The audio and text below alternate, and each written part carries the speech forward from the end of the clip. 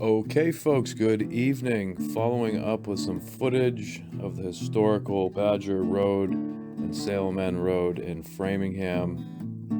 I'm going to tell you two stories that link two pretty important families who you might have heard their names before, but at the time of the shoot, these maple trees were so bright. It was such a centerpiece to the whole thing, tied everything together. I was there just before, the week before daylight savings, and it took me a while to put all this together, but I'm going to tell it the best way I can. So here we go. We're going to start off with Sarah Cloyes, whom most have heard about as one of the accused witches in the Salem trials, and Sarah's house is pictured here in this shot. It's the white home. This is the homestead, or the property now. I've got a few shots of the homestead just before it was kind of redone. It was taken over by kind of a different ownership that must have sold the property. I'm not sure what the use is now, but I've got a pretty good capture of it right in about 2015 when it was still in its almost post-original condition. It seems like it had lain dormant there for a while, but still was recognized as a colonial farmhouse in some of these shots. You can see that. But moving on from Sarah, the story here that I'm after is, we know Sarah Cloyes had escaped Salem, and with the help of her husband, Peter Cloyes, there's a little more to that of how they may have been helped. Magistrate Danforth had originally was opposed to this witchcraft and created the panel for the witchcraft.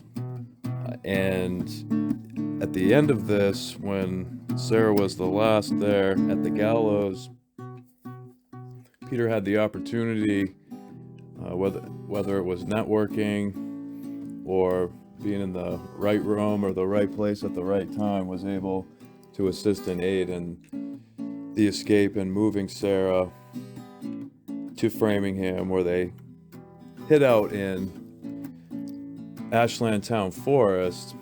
And the land here between Salem End Road and Ashland Town Forest was known before as Salem Plain, and before that it was Cowsock. But the homes that were built here were given the land by, ironically, the magistrate Danforth, who started this whole controversy of witchcraft in the first place. So I wanted to point that out, how legendary of a feat it must have been to liberate your accused wife and bring her back home. Not right away, but you had to get her, kind of hide a little bit, and what that adventure must have been like. The bravery of Peter Cloyes is just fascinating, and led to one almost fairy tale ending for him and Sarah. But we'll move on to the next story and connect that to the 7th generation Cloyes. We get to the 7th generation, looking over these families, kids, and wives from the 1st generation of John Cloyes to the 7th. We know that life was not easy. You were half your wives. You were married more than one time, not because of divorce, but because your wife might have just passed away. Your second wife might have passed away. You're married again, but now half your kids could have passed away. You're having 3, 4, 5 kids. You're having 2, 3 marriages, and it's just like the way that these folks lived back then. It was just completely different. I couldn't even imagine. But we get to the 7th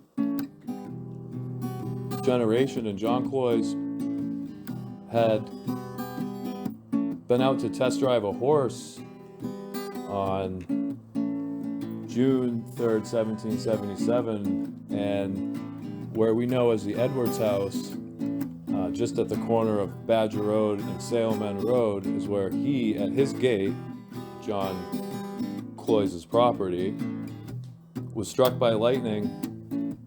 The horse he was on was also struck by lightning. 2 men were thrown aback, and one of those men, Abraham Rice, also passed away.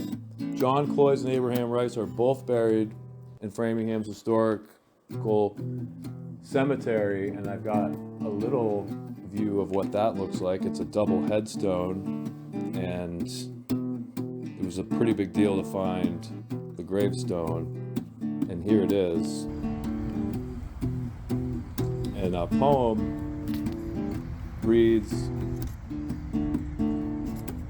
and the author of this poem is also very interesting to geography, and the poet's name is Lydia Larned, and the poem is engraved on the headstone, and it reads as so: my trembling heart with grief o'erflows, while I record the death of those who died from thunders sent from heaven in 1777.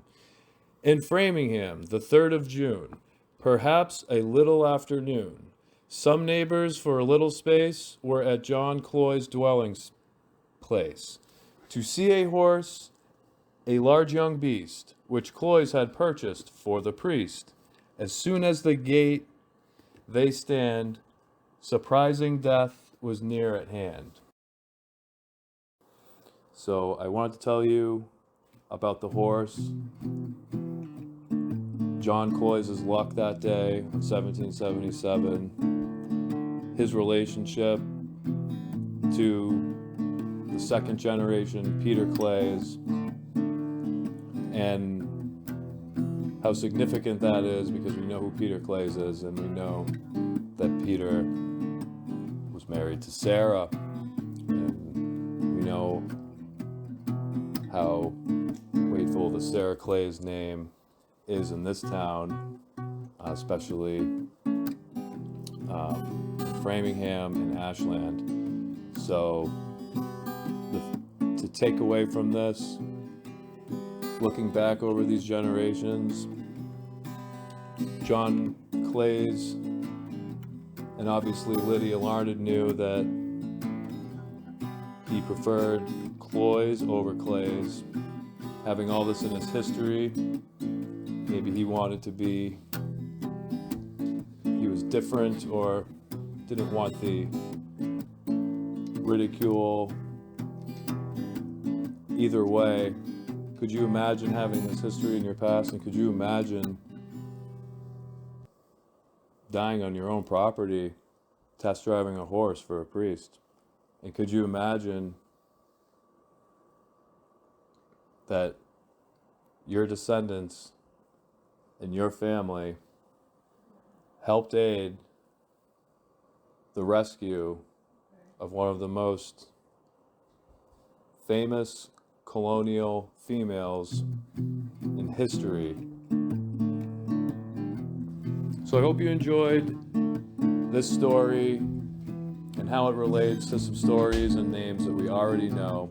The name Cloyes and the later name Cloyes. I hope you enjoyed. Cheers, take care, and have a great night.